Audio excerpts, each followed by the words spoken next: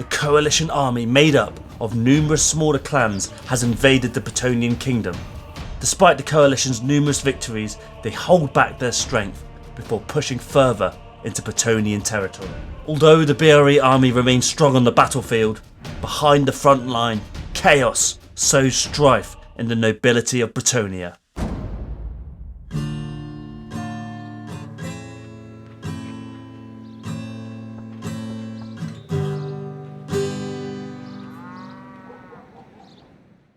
Bretonia, known as the BRE clan, since the start of the war has seen a massive influx in new recruits, peasants whose lands and families have been ravaged by the invading forces. With this increase of recruits, a dukedom in the BRE, known as the Duchy of Artinoir, has begun to field its own regiment of infantry and archers. Their lord, Shilroy of Artinoir, previously known as Philip, from the dukedom of Couronne.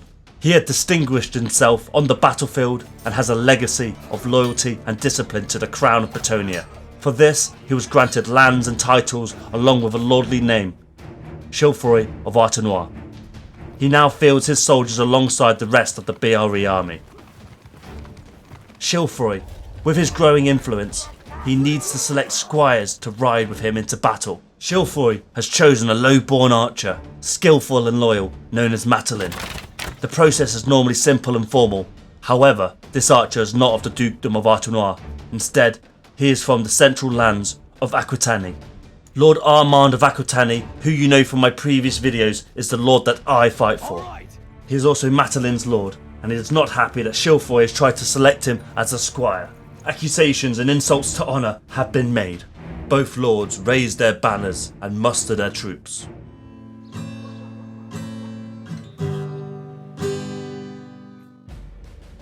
Bretonia is on the brink of civil war.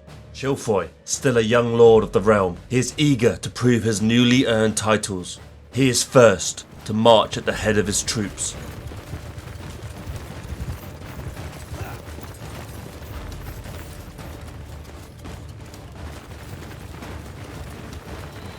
Word is spread across Bretonia. Lord Armand and Shilroy will meet on neutral territory, which now happens to be on the doorstep of Armand's domain.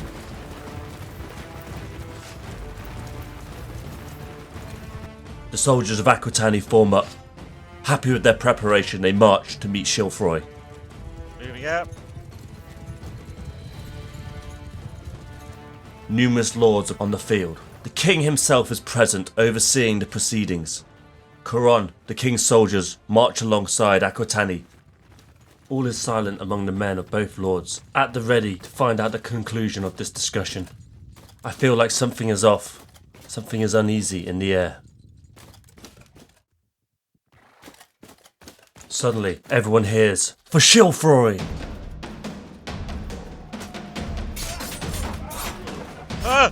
Drive phase, attack! Attack! The Couronian troops attack Armand's squires, an act of war and loyalty. Shilroy spent most of his life loyal to the Couronian infantry, and that loyalty is returned. The Aquitaine infantry retaliates, and soon it is chaos. Despite the surprise attack, they are outnumbered 2-1 and slowly get cut down, but they gladly give their lives for the honour of Shilroy. During this chaos, Shilroy has found Armand on the battlefield, has defeated him and unhorsed him. They have failed their lord, and in disgrace, Alright guys, everyone, let's drop our shields. they throw down their shields Charge the enemy, boys. Shieldless. and charge the unified battle line of Shilroy's supporters.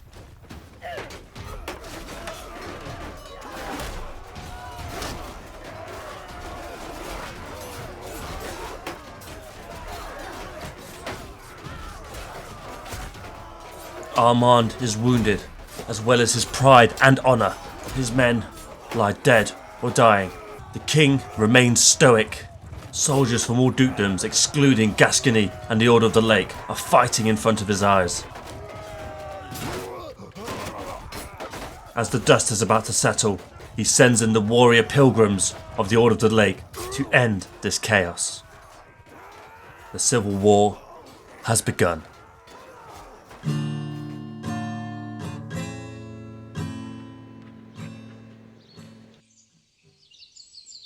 Honour dictates that Shilroy may make demands from Armand for defeating him.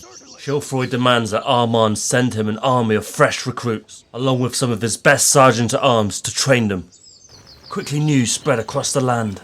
Armand of Aquitaine declines. I see them! The Dukedom of Artinoir and the Dukedom of Aquitaine were at war.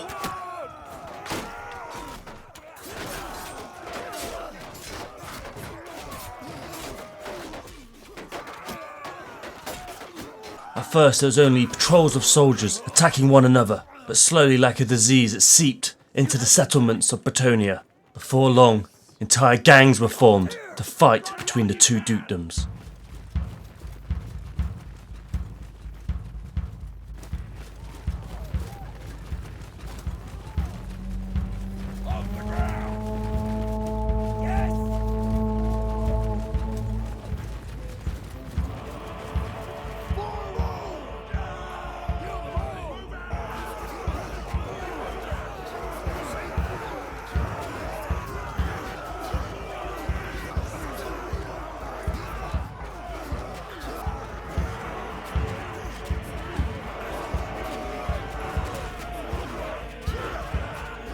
Brawling turned into bloodshed as things escalated.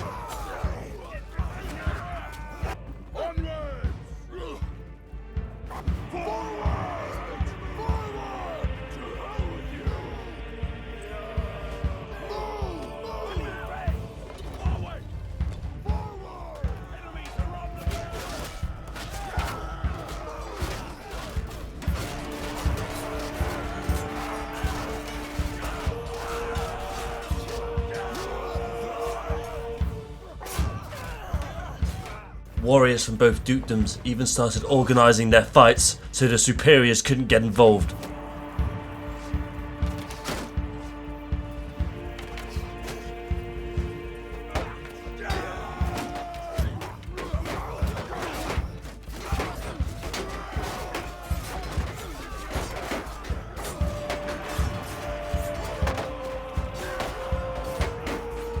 Even the prized mounted cavalry of Bretonia fell victim to the chaos of civil war.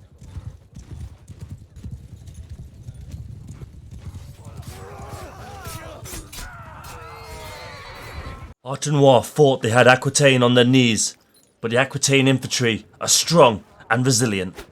So Shilroy diverted his attention instead to a smaller estate, the estate of Armand's most loyal subject, Knight of the Realm, Hildebrand de Mortenel.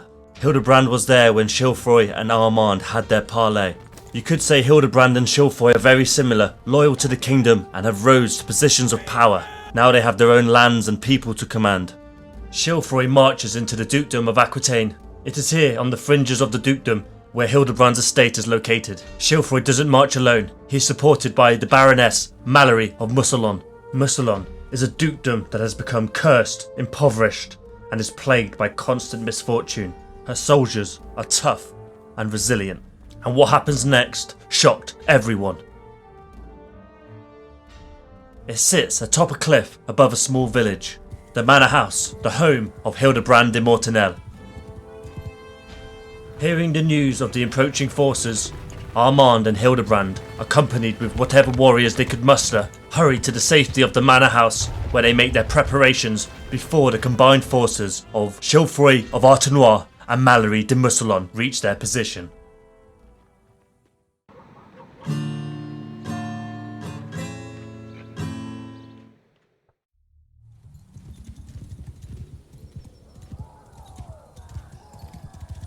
At the manor house, Mallory rides into the small village. Loudly she announces, "Anyone willing to join her side shall be spared." A spokesman for the village refuses. Just as the words leave his mouth, the warriors under Mallory's control storm the village. Villagers flee, screams are heard, survivors are few. I, Captain Benoit of the Aquitaine Infantry, look down helplessly in horror as the village is put to the torch. In anger and without order, the archers of Aquitaine begin firing down at the warriors below. They form shield walls and they begin to make their way up towards the manor house. Armand gathers his men and rouses them with his speech of courage and glory. before they all kneel to pray to the Lady of the Lake for a victory this day. Their faith is strong and their preparations are complete. Now, they wait for the onslaught.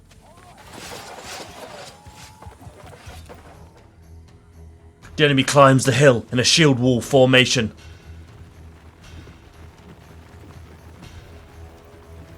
As they reach the estate, arrows begin to hit into the shields of the formation. Die, filth! Alright boys, get in there, fill it up nice and tight, If you're at the front, you are the bravest. I will be standing here at the back. They batter at the door. The hinges are broken and the doors are pried open as the warriors flow into the choke point.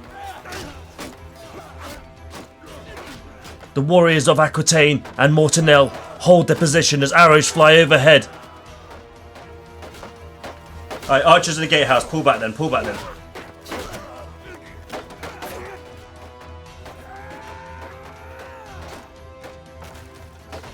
But the weight is too much. You ready, my lord? The plan is set. What do you mean? What do you mean you need your horse? Alright. Armand has his horse, and then the order is given. All infantry quickly fall back into the manor house. The warriors make it back inside the manor house. Most of them anyway. Last one in, turn and hold. The archers await on top of the dining tables. Other archers are in the windows of the upper floor, firing down at the shields of the enemy. They're nearly in. Archers on the table, pull back now. Infantry, get ready, we're gonna go soon. Get ready. Yeah, okay, get ready, wait, 3, 2, 1, let's all back into the stairwell. Up the stairs. All the way up to the top. Yeah, we'll hold this. Hold on the stairs, and they have to push us up the stairs. Everything has gone to plan, and most of the infantry have fallen back safely. The only way up is a narrow stairwell, as arrows come firing down.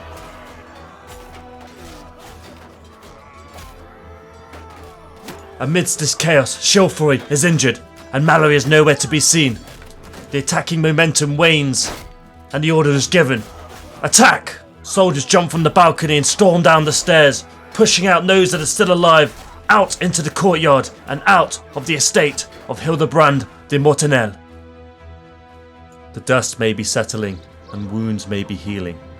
Warriors return home, and the lords contemplate their next moves. Despite what has happened, the drums of war still beat in the distance. The pounding of hooves. The sound of marching as the coalition is still on the doorstep of Bretonia. The war continues.